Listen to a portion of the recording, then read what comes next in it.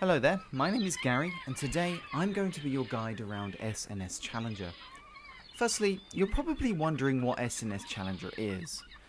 But before I can answer that, let me take you back to Portsmouth, England on December 21st, 1872. Leaving Portsmouth Harbour that day was HMS Challenger, a Royal Navy ship stripped of her cannons and ammunition and fitted with laboratories and dredging equipment. Her primary objectives were scientific and would see her spend 3.5 years voyaging around the world recording the depths of the oceans while analysing the properties of the seabed. But she had a second objective, to photograph the lands that they visited along the way, lands which the British Empire had a good deal invested in. Taking full advantage of their Victorian network, many places including Bermuda, South Africa, New Zealand, the Philippines, Hong Kong, Japan and Tahiti were documented, creating a unique collection of places around the world. Yet what do these places look like today? Would it be possible to do the same again? So our objective is to revisit the site of each original photograph and take a picture of how it looks today. 135 years ago, these places were photographed and printed using chemicals and wooden cameras, but today we are gifted with digital photography and social networking. SNS Challenger is a combination of both of these technologies. So in other words, SNS Challenger is an internet ship that is sailing, so to speak, on the currents of the World Wide Web. Now if you'd like to follow me, we can have a quick look around the ship and see how things work on board.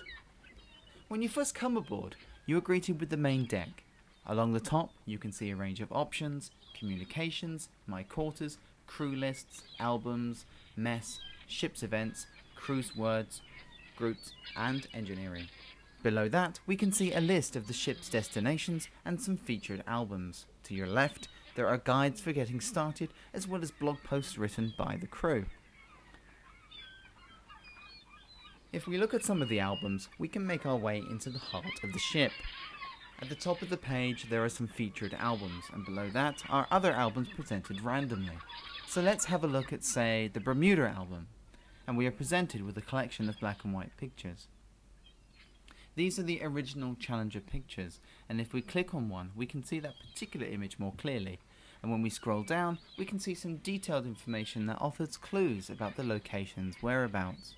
Below that we can see some boxes where crew members can leave comments and start a discussion. Anything can be posted in these boxes, including images, texts and of course links as well. So let's have a look at some work that has been going on board. Staying in the Bermuda album, if we click on this image here, again we can see a full description. However, when we scroll to the bottom, we can see that one of the crew members has added their own image of this location as it is today. Evidently, not much has really changed here. It's still an avenue of cedar trees, and the absence of comments suggests that it was fairly easy to locate. However, this isn't always the case. For example, if we go to the album of Valparaiso in Chile, and this particular image of a cemetery, we can see just how hard location searching can be. If we scroll down, we can see a comment here by Neil. Now in this comment, he mentions that while visiting Valparaiso, he showed this picture to a caretaker at one cemetery. The caretaker instantly recognized the original image, but was sadly not able to grant him access to rephotograph it. The reason was that Chile had recently been struck by a tremendous earthquake, and it wouldn't have been safe. If we go to the album of Gibraltar, we can see another example of complications. By clicking on this image of the Devil's Tooth, we can see the original showing a very distinct rock formation, but when we scroll down we can see some recent images taken by Gus, clearly showing what looks like a lot of vegetation. To accompany his pictures, Gus also wrote a detailed blog post, so if we go up and click on crew's words and scroll down, we can read about Gus's search for the same location. In it, we learn about how he identified the location of the rock formation, how he managed to get access to it, as well as how he used to play in that same area when he was a child, saying it was the closest he could ever get to an Amazonian forest. Clearly today, that forest is still thriving, so much so that according to Gus, it was impossible to photograph that location from the same position as it was in 1873. Now, accounts such as those of Neil and Gus make this voyage what it is, a ship of stories and personal experiences.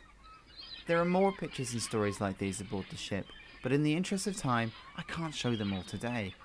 There are, however, many more pictures yet to be revisited, and many more stories yet to be told, and for this we need your help. If you would like to take part, just click aboard the ship, go to sign up, and join the crew. That concludes our little tour for today. Thank you very much for your time, and I really do hope to see you on board in the future.